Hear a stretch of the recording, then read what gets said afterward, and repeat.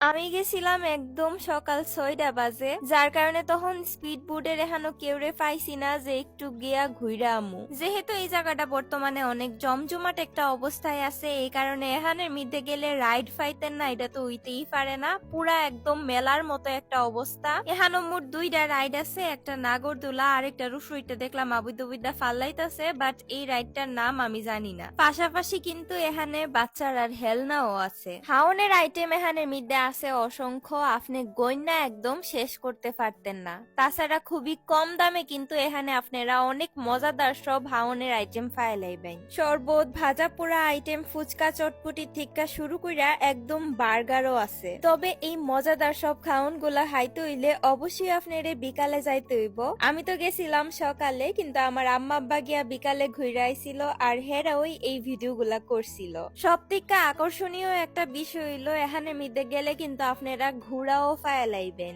অনেক বাচ্চারাই ঘোড়ার ফিটে উঠা আনন্দ করতাছিল।